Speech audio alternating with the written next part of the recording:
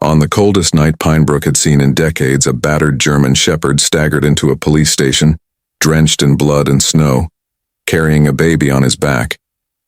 No one knew where he came from, how far he'd traveled, or what danger he'd faced, but the look in his eyes said only one thing: someone out there still needed saving.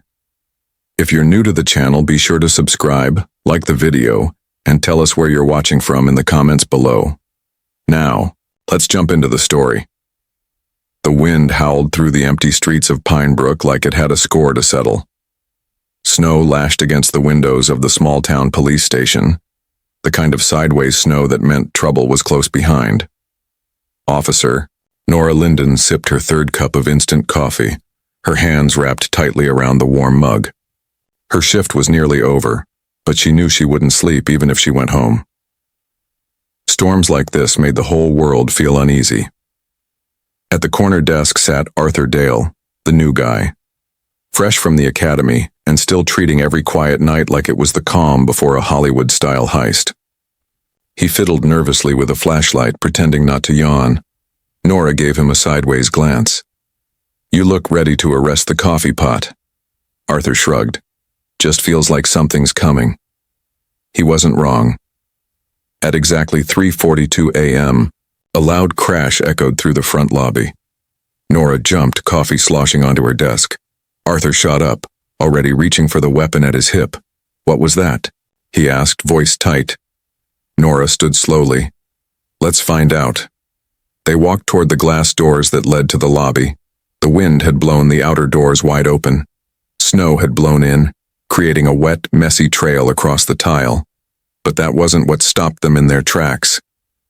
A dog stood there, a huge shepherd mix, his coat soaked and speckled with ice and blood. His eyes were locked on Nora's, sharp and focused. This was no wild animal. He was injured, but he stood tall, like he had a job to do and no time to waste. "What the?" Arthur whispered, stepping back and reaching for his gun. "Is that blood?" "Wait!" Nora shouted, raising a hand before he could draw. "Look at his back." The dog turned slightly, revealing something wrapped in fabric. No, not something. Someone, a baby. Nora's breath caught in her throat. The child was bundled tightly in what looked like torn blankets. The dog stood perfectly still, his chest heaving with exhaustion, snow clinging to his legs. But his eyes never left hers.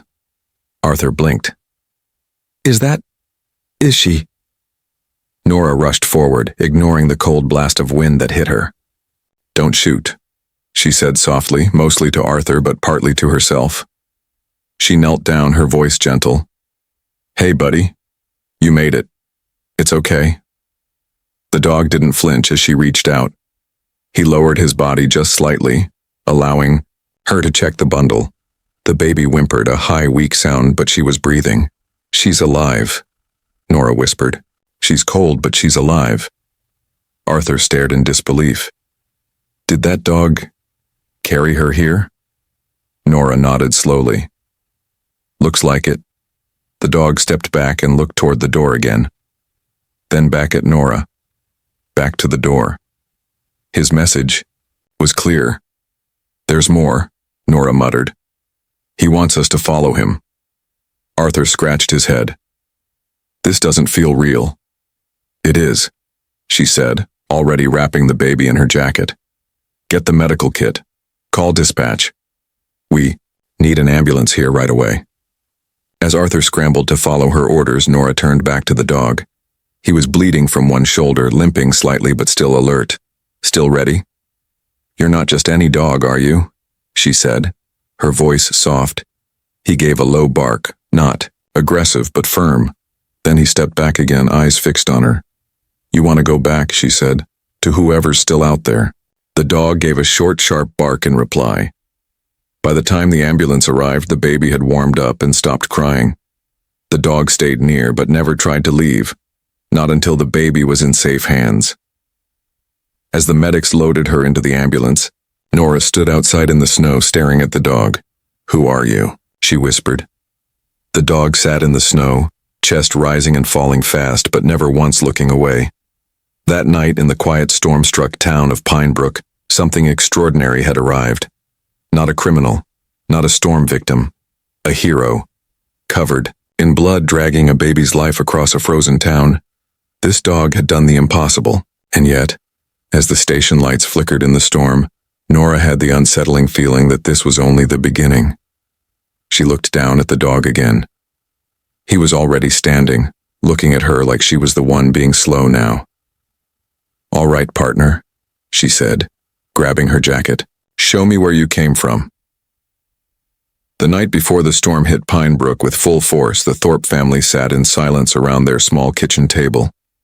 The wind already whistled outside, tapping at the windows like it was asking to come, and Luke Thorp stared down at a stack of overdue bills, his fingers clenched around a pen that hadn't touched the paper in over an hour. Across from him, Helen cradled their daughter Ivy in her arms, humming softly to keep the baby calm. The lights flickered, then steadied again. "She's asleep," Helen whispered, gently placing Ivy in her crib in the next room. Luke exhaled, deeply. "That's one good thing." Helen sat back down. "Did you hear back about the job in Brookstone?" "No," he said too quickly. Then softer. "They filled it last week."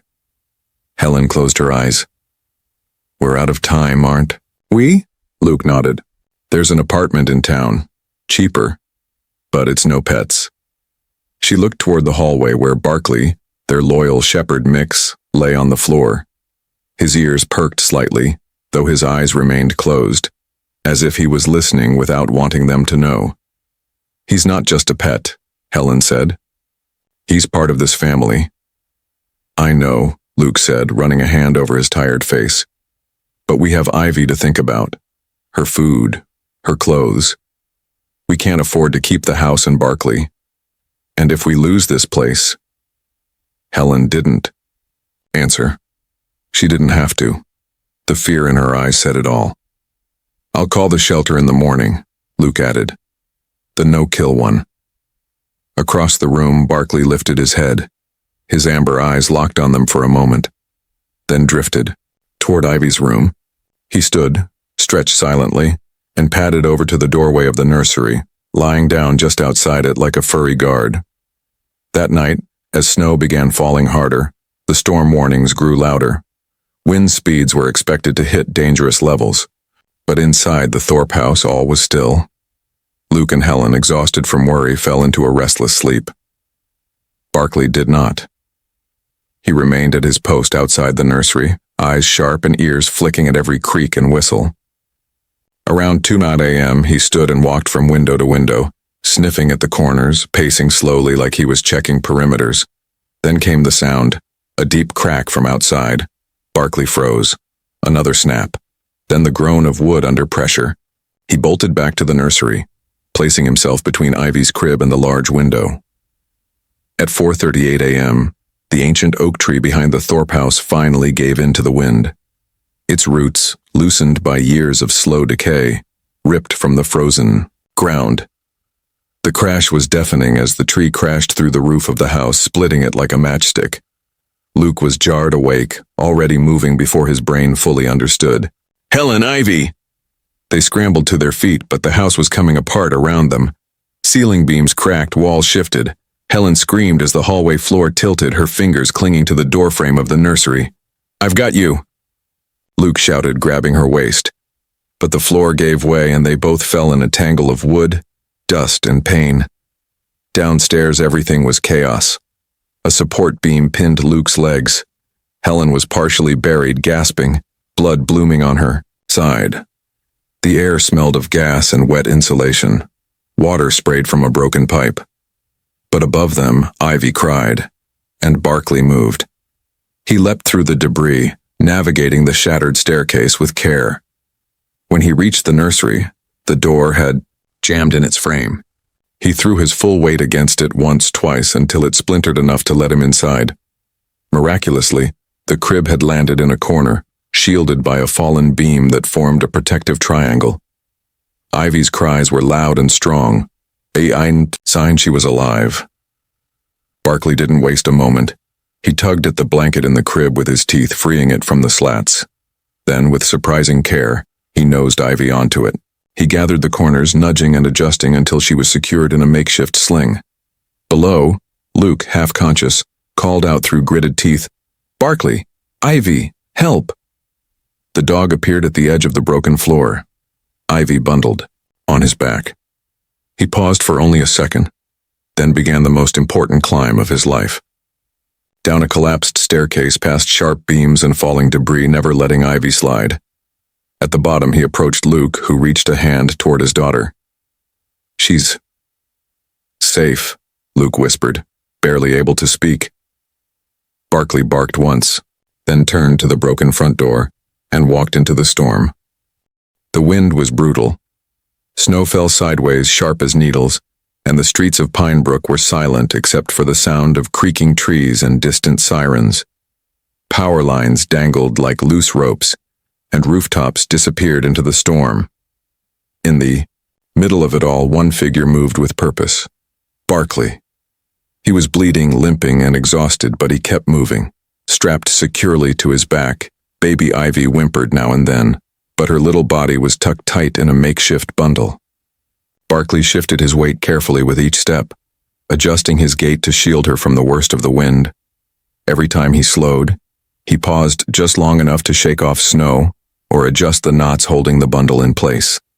There was no time to rest. The main road into town was blocked by a tangle of fallen trees and snapped poles. Barkley, who had walked these streets beside Luke many times, turned away from the usual path and veered into Pine Brook Community Park. He knew the shortcuts. He'd memorized them without trying. Dogs remember everything that matters. Halfway through the park, he stopped. Something wasn't right. A low growl drifted through the trees, almost lost in the wind. Barkley raised his head, nose twitching. Then he saw it. Two glowing eyes staring from the underbrush. A large creature stepped forward, its shape wolf-like but not wild in the usual way. Bigger, sleeker, quieter. It was Timber. Timber wasn't just any animal. He was a wolf-dog hybrid, kept illegally by Mr. Wendell, the Thorp's next-door neighbor. Wendell had built a private enclosure behind his house years ago, claiming it was a storage shed. Few people knew what was really inside, until now. The storm had shattered fences and cages, and Timber was free, confused, wet, and scared. He was hungry too. And in the baby on Barkley's back, he saw weakness. Barkley stepped forward, standing tall despite his injuries. He barked once, loud, clear, a warning. Timber didn't care. The hybrid lunged. Barkley met him head-on, twisting his body so Ivy remained tucked safely between his shoulders. The two animals clashed in the snow, teeth flashing. Timber bit down, on Barkley's injured shoulder, reopening a wound. Barkley didn't yelp. Instead, he lunged with powerful jaws, targeting Timber's front leg. The wolf dog stumbled, surprised, but Ivy began to cry. Loudly. That was enough.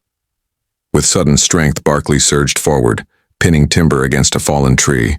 He didn't aim to kill, just to make the message clear. One last growl sent Timber limping off into the woods, tail low. Barkley stood panting, his breath clouds in the icy air. His side ached. Blood trickled down his leg, but he turned back toward the town and began to walk again. He had a job to finish. At the Pine Brook police station, Officer Nora Linden was already halfway out the door when the radio buzzed. "Dispatch, we've got a lead. Infant tag says Ivy Thorp, address 118 Clover Lane," Arthur Dale reported. "Family of 3. Parents likely still at the scene." "Copy that," Nora answered, glancing down at the bloody blanket the baby had been wrapped. "And that's on the other side of the park. Let's go." As she grabbed her jacket, another voice cut in. "I'll ride along," said Officer Zane Marlowe, stepping into the room with his police dog, Briggs.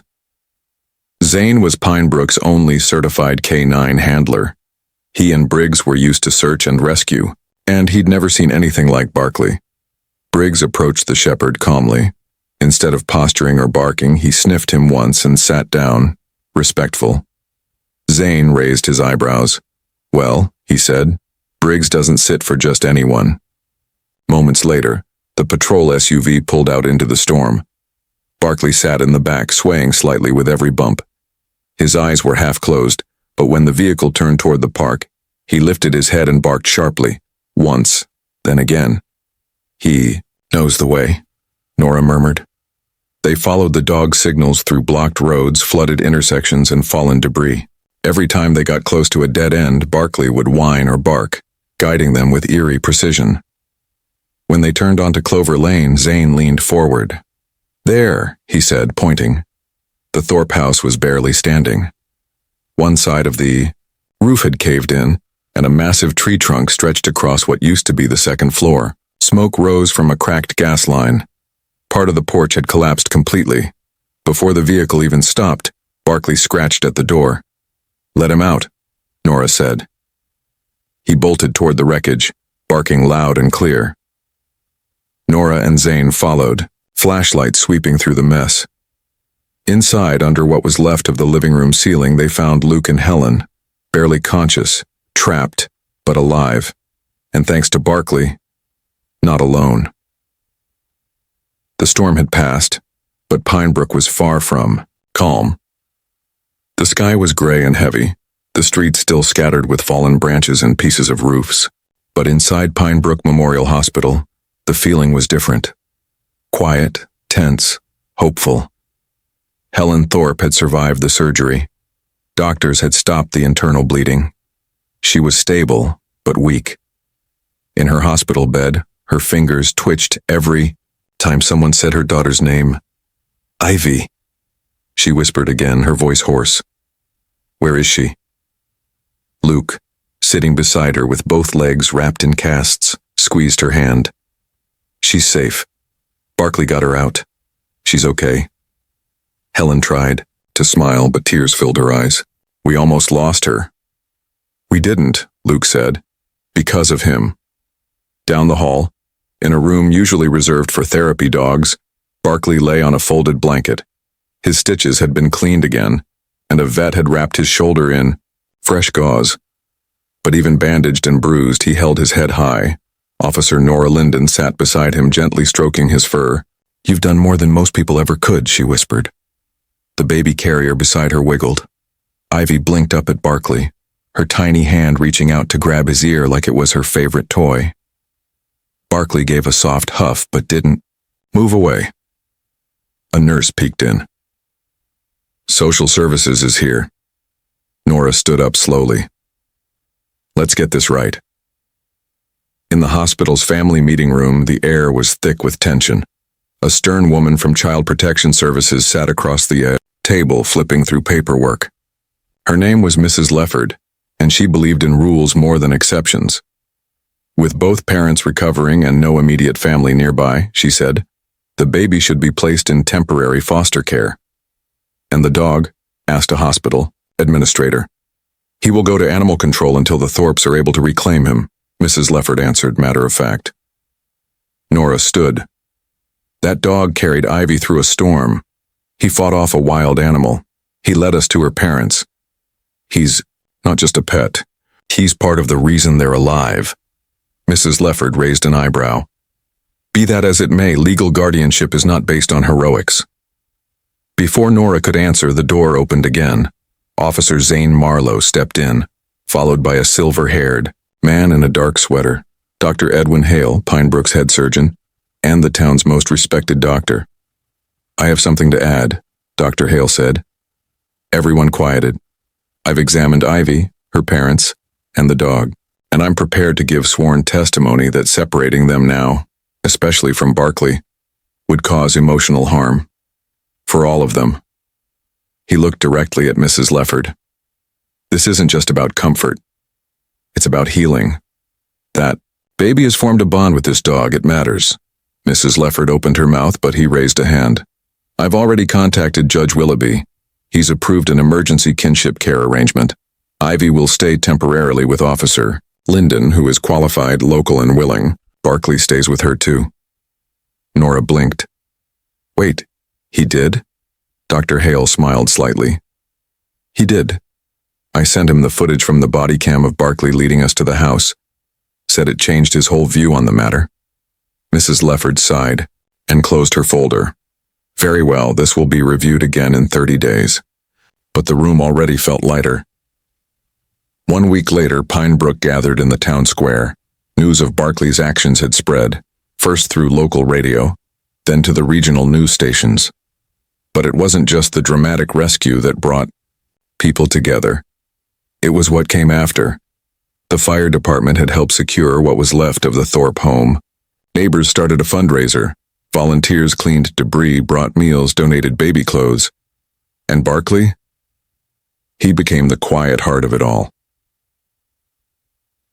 That afternoon, Luke sat in a wheelchair beside Helen, who now used a walker as part of her therapy. Ivy sat in Nora's lap, playing with Barkley's collar tag. When Mayor Keller stepped onto the small stage, the crowd hushed. "We are here today not just to thank a dog," the mayor said, "but to honor the strength of a family and the courage it took to hold them together." He knelt and placed a medal on Barkley's collar. "To Pinebrook's bravest. May we all learn from your loyalty." The crowd clapped. People wiped away tears. Barkley, true to form, just wagged his tail once and looked up at Ivy. Later that evening, back at Nora's house, Ivy fell asleep in a crib Nora had borrowed from the local church. Barkley lay nearby, already dozing, his tail twitching, in dreams. Nora sat at the kitchen table, looking through forms from the judge's office. Her temporary guardianship would last another few weeks. After that, she hoped the Thorps would be strong enough to bring Ivy and Barkley home. Until then, she would protect them. Just like Barkley had. She looked at him and whispered, "You didn't just save them. You reminded us what love looks like." Outside, the wind was calm now, but inside, something much stronger remained. Family.